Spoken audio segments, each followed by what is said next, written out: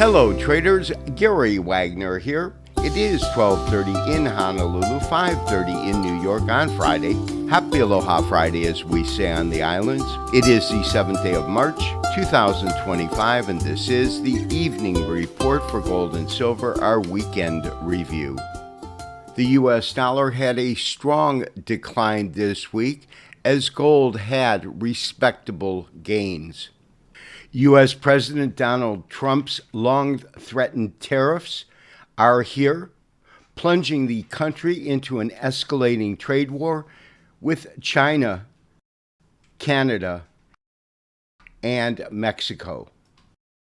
Hardest hit this week was the U.S. dollar, declining by a brutal 3.4%. The dollar index opened on Monday at 107.35 and drifted down to a closing value of 103.875.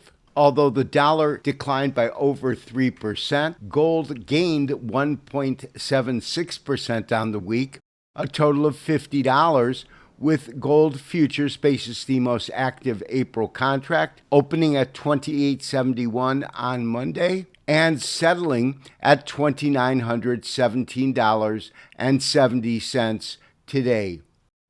On Monday, February 24th, gold traded to its highest closing value and highest intraday high in history, with gold closing at $2,968. It would drift lower on Tuesday, Wednesday, Thursday, and Friday, trading to a low of $28.45 before recovering this week. The biggest pop occurred on Monday, with gold opening at $28.71 and closing above $2,900.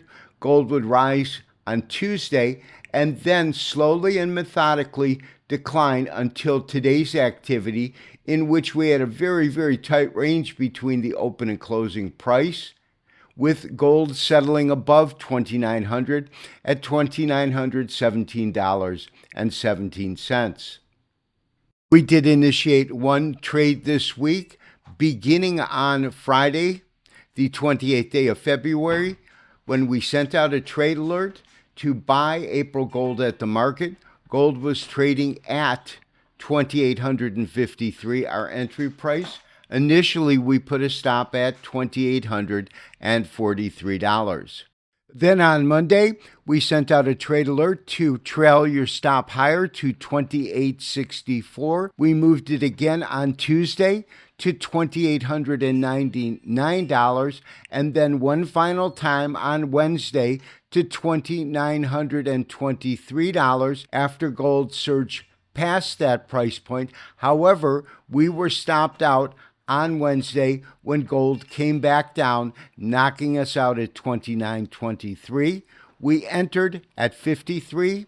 We got out at $29.23 for a profit of $70 per ounce, or $7,000 per COMEX contract. So, most importantly, where do we believe gold could head over the next couple of weeks? We are working under the assumption of an Elliott wave model that looks at the conclusion of an ABC correction occurring in the middle of December and restarting the clock with a primary first wave that concluded at the all-time record high at the end of February. We then believe that we entered our correction that looks like it's unfolding as an A, B, C correction, of which we have completed our A and B wave. If that is correct, the C wave itself could go to $2,820, I believe, as one of the lower values, or as high as $2,866. That would be a 0.618% extension of the A wave down. The lowest we could see gold go would be a 1.23% Fibonacci extension at $2,790.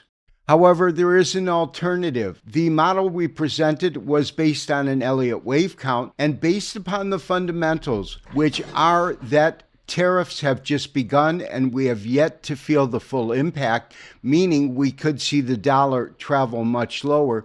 We could see gold trade sideways and move higher from this point.